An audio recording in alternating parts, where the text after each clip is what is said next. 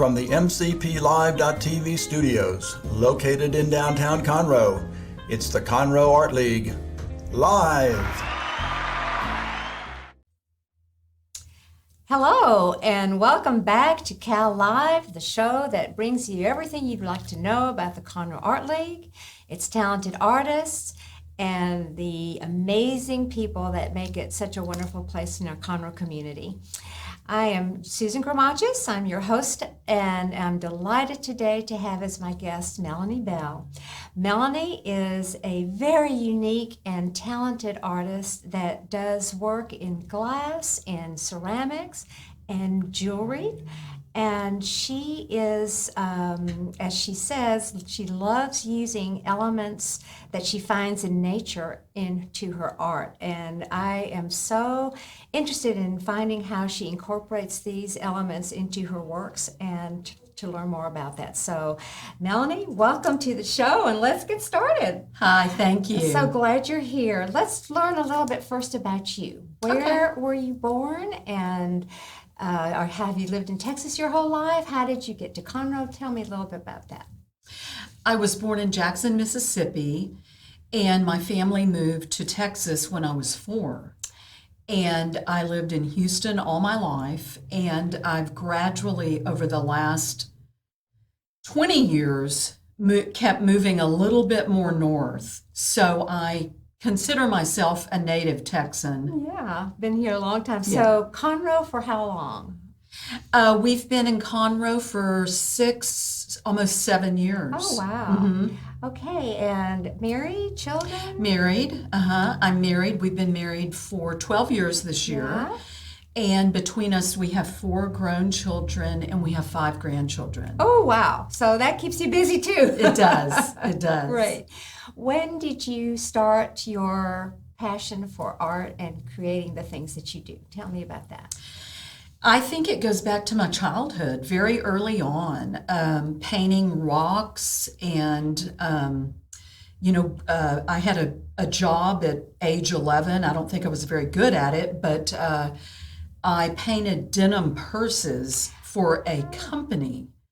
Oh, wow. And after I realized, I think I made 50 cents a purse and it would take me all day to do it, I realized it was slave labor. Yes, absolutely. Wow, they took too much advantage of you at that. Yes, for sure. So then you But I've just always started- been artsy, crafty, and I just love being creative. Well, so the part that is the element of nature and how this has been incorporated into, how did that come about? When we moved out to the country, it was just such a, it just spoke to my soul. And being around nature and the trees, we have 35 acres and we live right in the middle of it. So we're just surrounded by trees and nature. Yeah. And I love to find, sticks with a certain shape. I've found a lot of bird feathers. Unfortunately, I found a whole hawk that had been eaten by a fox or a coyote, I'm not sure. But I had a whole hawk's worth of feathers, and so I used those in my art.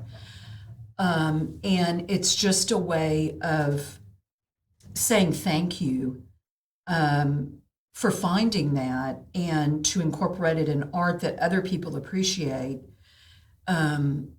It just speaks to me. I love it. And I find rocks that I might see a certain symbol or picture in, and I just like incorporating all that. And when you find these feathers, do you, or let's say the feathers, is that part of your jewelry that you make, or is it part of the ceramics, or in anything? How do you incorporate it? I have incorporated them in my ceramic work, and I usually hang them from the ceramics, or I'll create a piece that just has a couple of feathers laying on it, maybe with a rock and a stick, or I'll do a wooden handle on a ceramic piece. And I also find things on my travels, and my husband and I were in Colorado last year, And we were going down a staircase from the condo that we were staying in. And I looked to the side and I went, oh, I love that piece of wood. I've got to have that piece of wood. So he went and found a big, long stick where he could go through and drag the hand, the thing that was going to be the handle to me. Yeah. And I also found a lot of aspen limbs and rocks and different colors of leaves and different pine cones than we have here. And so that all came home in my suitcase. Oh my gosh. And I just enjoy, because when I look at that, I remember our wonderful trip. Sure, sure. And how do you start your piece? Do you take the elements of the nature and visualize what you are going to want to create, or does it evolve as you are going along? Is it something that you see before you do, or does it come together as you work? It's all the above. Yeah. It can be like when I found that piece of wood, Uh-huh. I knew exactly what the shape of the bowl was going to be. And sometimes I will have something for quite a while before I figure out how I want to use it. And sometimes it just naturally unfolds, and other times I think about how I want to use it.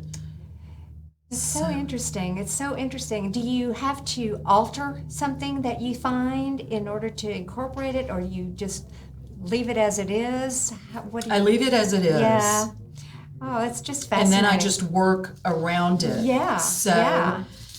I think altering it would take Compromise. Yeah. Yeah. Change it. Yeah. Take the organic nature of it away. Right. So, And Melanie, do you have a studio at the house, or do you do you work everything at home? Do you? I have your a glasswork studio. and your pottery and your everything's at home. I have a 12 by 14 studio, freestanding. Oh. It's also known as a she shed. And it's air conditioned. It's got a little Perfect. window unit. Yeah. And during the winter, I bring in a couple of space heaters, but I usually freeze for a few hours before they get Yes. going.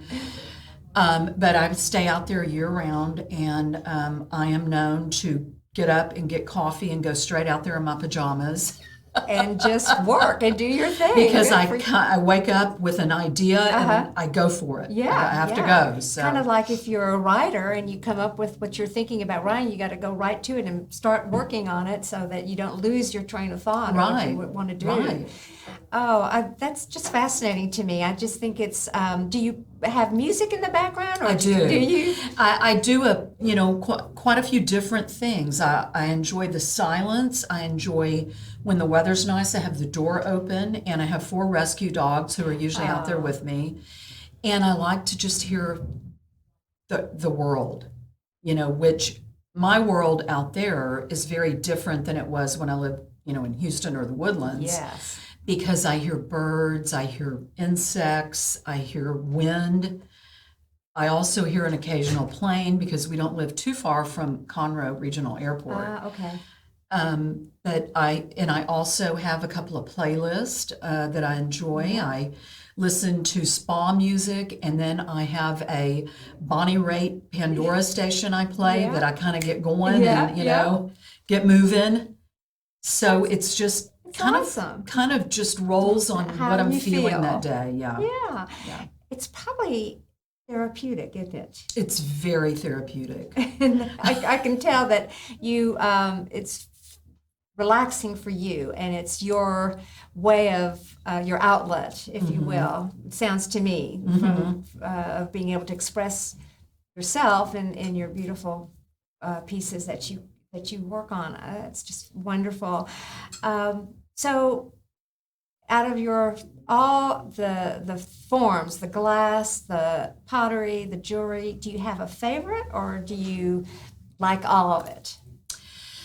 I like all of it. I would have to say my favorite right now is clay, because it's my newest form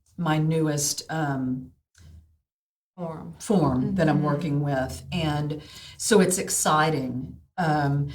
I took stained glass lessons about 25 years ago, and I made a lot of stained glass. And then I got divorced. I moved again, and I never unpacked my boxes.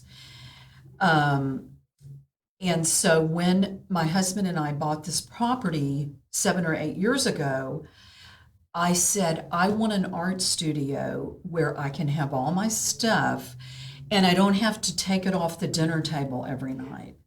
Right. I can just have my own space that I can work, and it can be messy if I want it to and clean if I want it to. Exactly. So, and that's what I do. And I will do something for a while, and then I go, okay, now I'm going to go back to this for a while. And because I have things that come up and I go, oh, I want to make that. So I kind of bounce around. Okay. And I have everything out there to do all 3 of my different mediums. Perfect. And I have actually incorporated some of my mediums together. I've done some ceramic with some stained glass. I've done butterflies on ceramic. I've actually found monarchs that I have glassed all 4 wings and made a body out of clay that I've painted. And I've put it on a piece of ceramic that I did. I used leaves from my property, oak leaves that I impressed into the clay, and I put the butterfly on there. Oh, wow. So, just come up with different ideas. Yeah, well, you have it all in one place, which is nice. I guess you have a potter's wheel. I don't use a wheel. So, I'm a hand builder. Oh, okay. Strictly hand builder. Yeah, great. And then do you fire it? Okay. I have a kiln, yeah. and so it requires a couple of firings. You do a bisque firing, then you glaze, and then you do your glaze And so firing. that's all there in your studio? Not in my studio. The kilns are down in my husband's barn. Oh, okay. Yeah. So I have a golf cart that I zip back and forth, take loads of stuff. It's just perfect. I mean, you've got everything right there. That's just wonderful. Yeah, I do. And then let's talk a little bit about how you exhibit your pieces, and also, let's first look at some of your pieces. Okay. And then let's bring up the first piece and look at it so we can talk about it. So this is your stained glass. Tell me about this. Okay, this piece of stained glass evolved from the metal spiral in the middle. And the metal spiral I bought in Santa Fe about 10 years ago. And it's got a piece of turquoise wired on the very inside of it. And that spiral moved from room to room to room around my house. And I never could find the perfect place for it. I kept going, well, maybe it's going to be there, maybe there. So when I decided to get back into doing stained glass, I thought, I want to put the spiral in a piece of glass. And so I looked at it, I thought about it, and I decided I wanted to do it. I wanted it to be the focal point. And so I did all clear textured glass around it, and the actual spiral is free in the middle. It's not on glass, so it's free. It's soldered into, I did solder points on it. So no glass, it's not set in glass. No, it's just, no. Wow. So I put it on there, and I started cutting glass, and I decided, since the spiral had a lot of movement to it, I wanted to do it around square glass so it would pop. And I did textured glass. And so after trying to decide on what kind of frame I wanted to do, we were having our house built at the time, and my husband would get in the dumpster every night that was in front of our house and get out all the cedar that they did our patio roof out of. And so I stained a piece of cedar, and it was the perfect match to the color of the metal, kind of that rusty, that I think it's called golden oak or some kind of oak. perfectly And blended into. it did. It really did. And I actually, after I joined Conroe Art League, I took that to the fall show, and I got a first place ribbon on it. Oh, Yeah, congratulations! I got a first place ribbon, so that was really exciting. How big a piece is that? How? You know, I think it might be 22 by 29 or something like it's a that. pretty big piece. It is. Yeah. It is. Yeah. And so, do you have it hanging now? I do. Oh. It hangs on my patio. Oh, it's beautiful. I It hangs on my love patio. stained glass, and I do just too. I do think you know too. you can be so incredibly creative with things, as you obviously are, do you? So on your other stained glass pieces, do you also try to incorporate something that you see, or are they just regular, pieces that you make on stained glass? Or Well, the interesting thing that happened after I did this piece was it seems like we had back-to-back trips that we took to beaches. So then I got into beaches. I did only ocean scenes. And so I did that for about 3 or 4 years. And I had a very successful website on Etsy that I sold Yes. my windows, my ocean windows, and it got to be a job for me.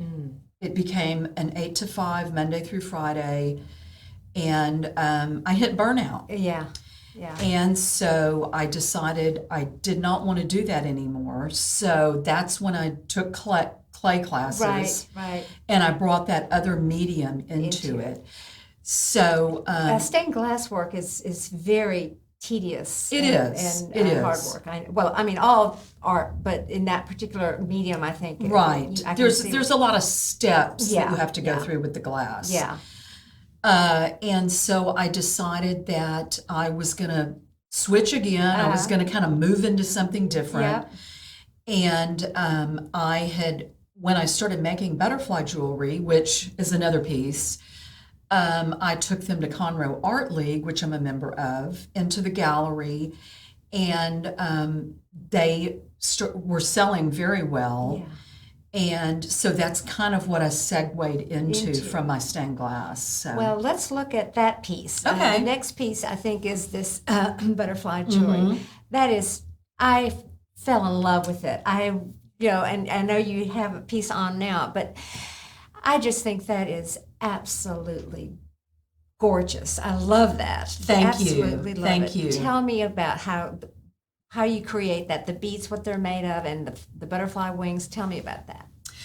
That particular piece, okay, if I can go back, and I told you this story earlier. But I want you to repeat it because I want everyone to hear about it. I have a vegetable garden, and I was out in the vegetable garden watering, and a butterfly came to some flowers that I had in a big container.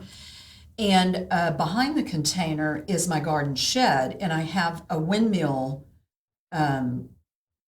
blade. It's not an actual windmill, but the blade thing on the back of my shed. And so I was watering, and a butterfly came, and it was kind of dancing around the flowers, and it was dancing around the windmill blade. Well, I got out my phone, and I was going to snap a picture of it. And as I went to snap the picture, a lizard ran out from behind the windmill blade and grabbed the butterfly. And I got the picture of it in its mouth. Can't believe it. And my husband was out there. And after I took the photo, he said one of the wings fell back behind the container. And so I took that wing, and it was so beautiful. It was a Gulf fritillary butterfly. And I thought, what can I do with this? And so it came in my mind, I wonder if I could put it between 2 pieces of clear glass and use the Tiffany method with copper foiling and soldering and make a piece of jewelry. And that's what I did. Oh, So my. that was the birth of my butterfly necklaces. And so people started finding butterfly wings, bringing them to me. And so I would have people bring bags of 4 monarchs that they found on their property. Wow. And it was important to me to find the butterfly wings after their life cycle ended. I was not going to kill butterflies to get wings. This particular wing is called a malachite, and I got that from a conservatory, a butterfly conservatory. After they die, they sell the wings. So that's how I acquired that. And I enjoy using my artist eye, to incorporate colors that show off a wing. Melanie, that is just a beautiful piece of work. Thank you. Are the beads wood? The beads are the same beads I have on this necklace, and they're called picture jasper. So it's a jasper bead. It's a natural stone. And there's also some Larimar beads on that, some hematite disc. There's a coin pearl. And so I kind of played with the tan and the neutral colors in the bead to bring out the neutral colors in the necklace. And then I added the Larimar around to really bring your eye into the beads after it leaves the wing. Yes. And so that's really where the fun comes in, of bringing it all together in one piece. And do you decide on the length, or you just are they all the same length? Or they're different lengths. I will do a shorter necklace that, if someone wants to wear a wing here, and I do longer necklaces that just give it a lot more. There's a lot more beads that go on it. Yes. And I wear both. Sure. Oh, I absolutely. wear both. Well, they're just so unique and so beautiful, and the fact that you incorporate it's almost like something you're wearing that speaks because it's from nature and meaningful. Yes. Just beautiful.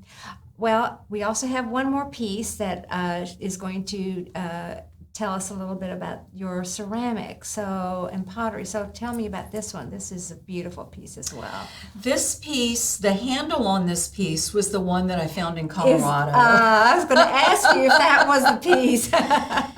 And it's just beautiful. I loved it. And when I saw it, I went, I saw the bowl that I was going to make. Before you even created the piece, you had the handle. Yes. Wow. Yes.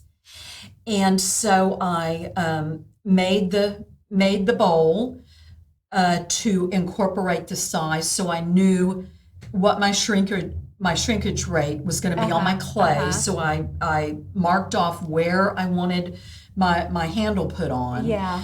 And so you can't really tell by looking at the bowl, but the edge of the bowl does this on the other side of the handle. It's like an undulating. It is. Oh. And I did that because that's a piece of antique lace that's imprinted. I wondered what that was, how you got that design. Oh my gosh. Kind of a fancy doily. And I bought it years ago when I was doing shows to put different pieces on.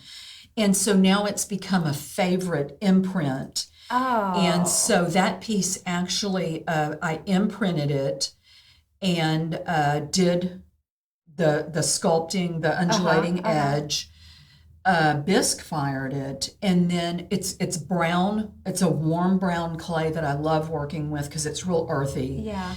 And I did a white glaze on it, and where the lace is, I went in and sanded the glaze off. So I got that imprint to come up with the brown undertones. Oh, wow. And so that's kind of something I learned on my own. So it's not painted, the brown undertones that come out from the natural piece. That's the clay. Wow. And then in the center, what are they, stones? What are they? In the center, and that is just for decoration, it is shards of glass. Oh, okay. Okay. Shards of glass. But they're not part of the piece. No, they're not part of the piece. Okay. You're just so, I could put in anything. Right. And, Yeah. you know, I personally myself, with the organic feel of that piece, you know, I put in the glass to really have it pop, Right. but I would probably put in some rocks, a couple of feathers that I found, something, you know, I have little trinkets that my son gave me when he was little. Yes. That one is a silver rabbit that I might put in, or just something that speaks to Means my to you. heart. Yeah, So absolutely. yeah. Well, it's just beautiful, beautiful. I'm so glad we were able to capture all three mediums that you work on, because you're so talented and versatile in doing all of them. They're beautiful pieces. Well, I love doing the work. I really do. And it's relaxing for you too. It I'm is, sure yeah. you have a chance to, I'm sure, meditate or think about things while you're working, which is such a wonderful part of the whole process. And that's exactly what I do. Oh, Melanie. Well, you know, we are so thrilled that you were able to come and share your work with us today. I wanted to mention to everyone that is listening that Melanie has two websites. One is called tigerloveswater.com, and the other one is cambriabella.com, and they both are with Etsy, or they take you to Etsy. You can see all her beautiful pieces. You can purchase them. And in addition, if you hopefully have the chance, go to the gallery, the Conroe Art Gallery, where she displays. She has a beautiful display case, and you can see some in person the beautiful things that she does. So we are just so fortunate that you are part of our Conroe Art League and that you're part of this community. And I thank you so much for sharing your work with Thank you. Thank you so much. Oh, we're just so privileged that we are and have gifted artists like you in this community. And I also want to thank our visitors and listeners who have spent some time with us today. You are so important to us and in support of the Conroe Art League. Remember that together we create, appreciate, and learn. And we have such wonderful things that we can share with you. Come join us and see us at the Conroe Art Gallery.